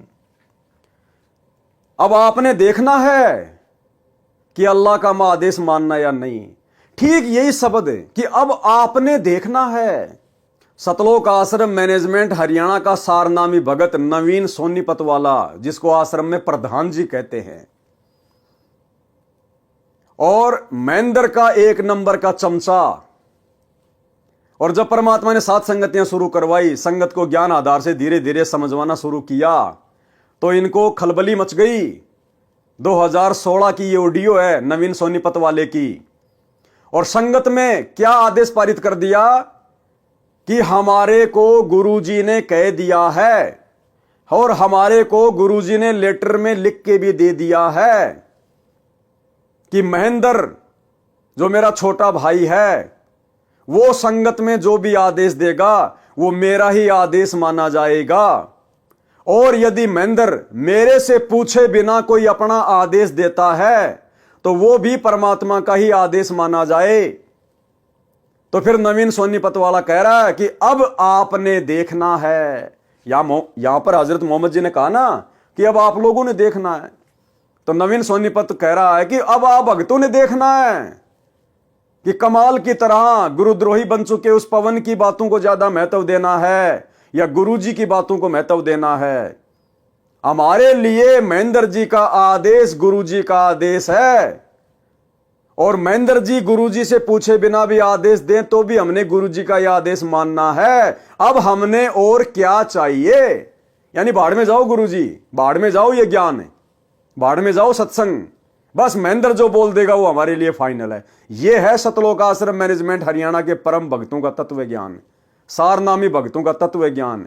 ये नवीन सोनीपत वाला जो सभी स्टेट कोऑर्डिनेटर के ऊपर है, सभी को यह आदेश पारित करता है महेंद्र के कहने से, इनका यह हाल है। पहले ये छोटी सी ऑडियो सुन लो उसकी, सुनिए जी। आप जो कह रहे हो ठीक है, लेकिन सारी संगत के लिए गुरुदेव जी ने आदेश दे रखा है कि भाई मोहनलाल जी की बात मान करके चलें।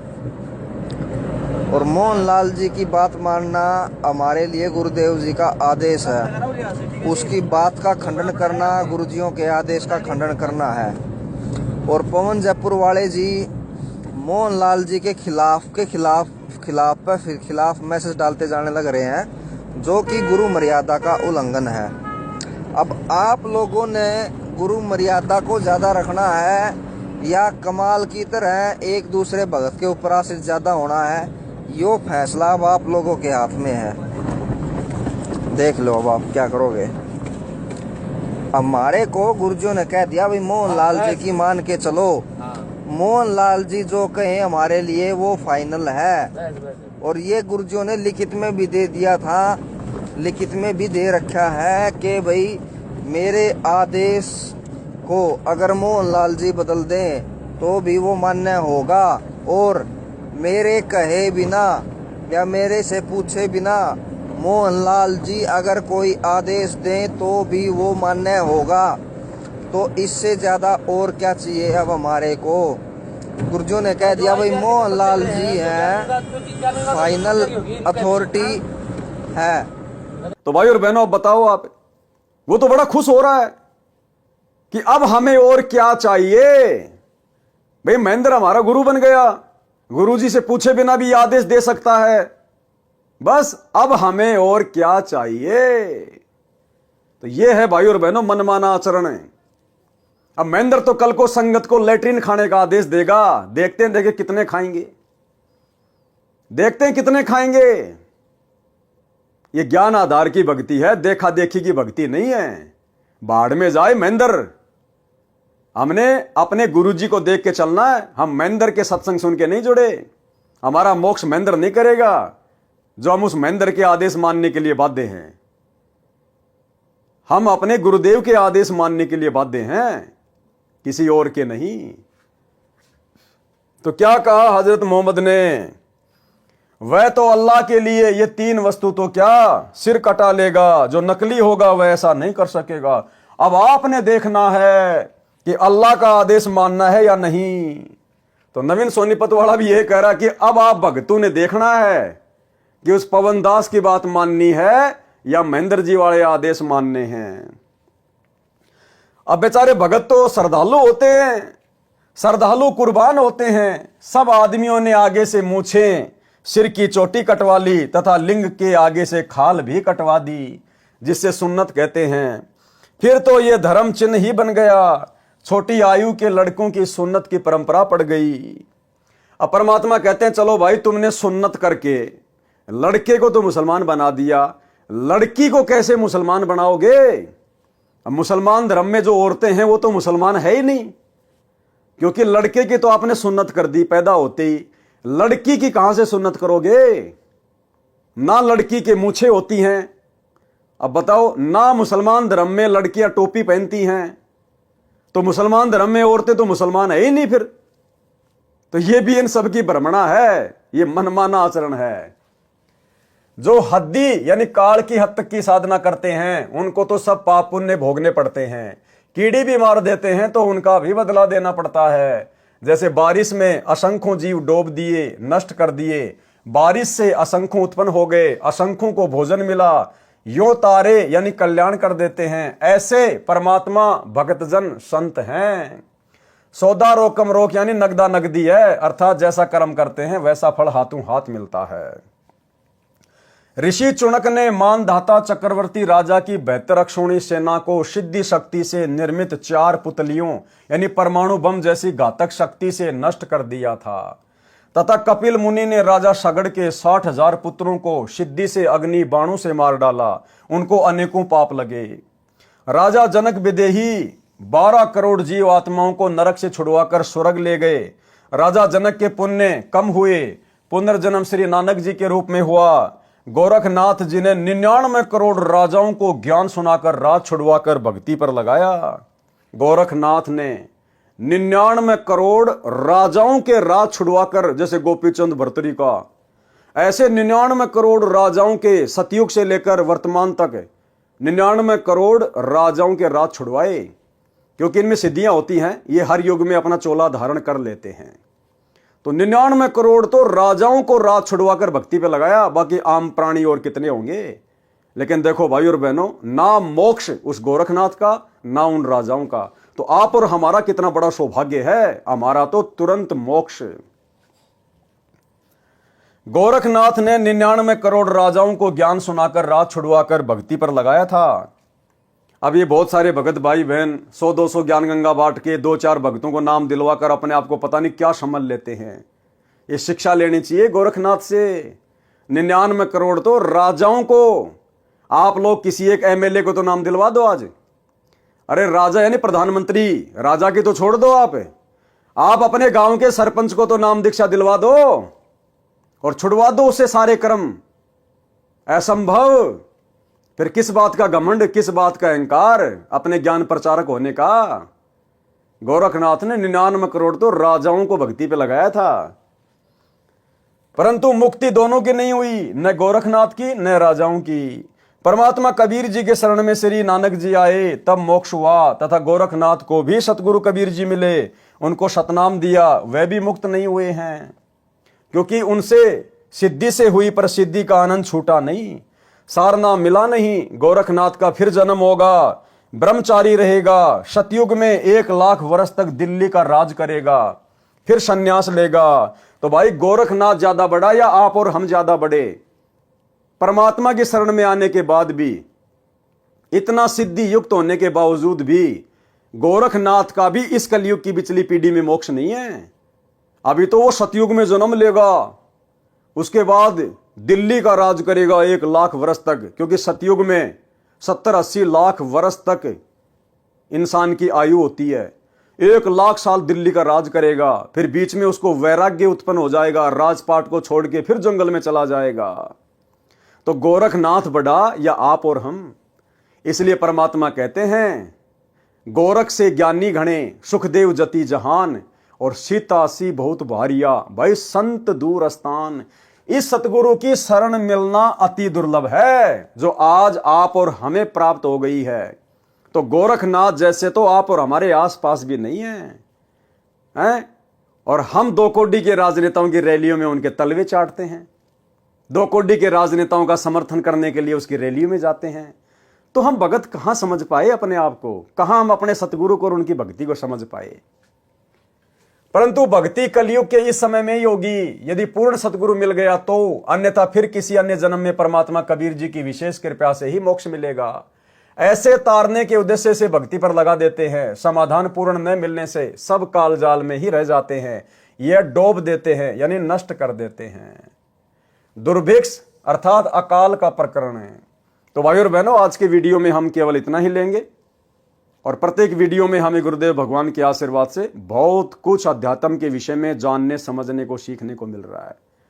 और हम भाई बहन अपने गुरुदेव से प्रार्थना करके कोशिश करें कि हम गुरुदेव के कर कमल से लिखित इन पुस्तकों में जो शिक्षाएं हैं, क्योंकि भाई और बहनों ये आप और हमारा फाइनल रिवीजन चल रहा है। फाइनल रिवीजन, जैसे परीक्षा से पहले टीचर बच्चों को रिवीजन करवाता है, इसी प्रकार से परमात्मा अपने सत्सेवक बच्चों के माध्यम से ये फाइनल रिवीजन करवा रहे हैं कि अभी तक यदि हमने गुरु को नहीं समझा कोई बात नहीं, मर्यादाओं में हेराफेरी कर दी कोई बात नहीं, लेकिन अब हमने हर प्रकार से मर्यादित होकर गुरु को इष्ट मानकर और एकमात्र टारगेट मोक्ष को लेकर भक्ति मार्ग पर चलना होगा। अब यदि हमने गफलत कर दी तो भाई युग परिवर्तन का समय बहुत निकट है, दिन प्रतिदिन दुनिया मौत की तरफ बढ़ रही है। उस समय परमात्मा फिर अमर्यादित भक्तों की रक्षा नहीं करेगा। हां, यदि उनकी भक्ति से, उनके पुण्यों के कारण, उनकी संचित पुण्य कर्मों की बैटरी के कारण यदि उनकी रक्षा होती है तो होती है, अन्यथा सतगुरु अपनी तरफ से उस समय किसी की कोई सहायता नहीं करेगा। जैसा हमने गुरु की गैर हाजिरी में 2014 बरवाला कांड के बाद जैसा हमने भक्ति मार्ग पर बीज बोया है और जैसी हमने उसकी रखवाली करी है यानी मर्यादा निभाई है, उसी आधार से भाई फल प्राप्त होगा। तो ये फाइनल रिवीजन चल रहा है। सत्सेवक भाई बहन किसी भी प्रकार की गफलत करने की अपने दिलो दिमाग से निकाल दें, नहीं तो परमात्मा फिर ऐसी जगह बैठा देगा असंख्य युगों तक हम इनके दर्शन भी नहीं कर पाएंगे। तो भाई और बहनों, बहुत सोचकर समझकर संभलकर हमने भक्ति मार्ग पर एक एक कदम फूक फूक के रखना है। ये हमारा अंतिम जन्म होना चाहिए, अंतिम जन्म। दोबारा जन्म लेने की हम शौपन में भी ना सोचें, तब गुरुदेव भगवान दया बख्शेंगे। और यह तभी संभव है जब हमें आत्म कल्याण की तड़फ होगी, चिंता बनेगी, और चिंता बनेगी ज्ञान से, और ज्ञान हृदय में टिकेगा मर्यादा से, और मर्यादा निभाई जाएगी भय से, और भय बनेगा गुरु जी के ज्ञान से। गोल गोल चक्कर है।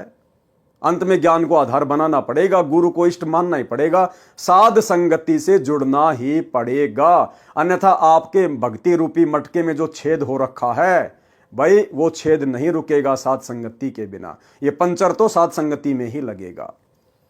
तो भाई और बहनों, आज की वीडियो में केवल इतना ही। कल रात्रि 8 बजे सभी भाई बहन फिर से लाइव जुड़िए। तब तक गुरुदेव भगवान हम सबको आज्ञा दे, इजाजत दे, आशीर्वाद दे। बंदी छोड़ सतगुरु रामपाल जी भगवान की जय हो।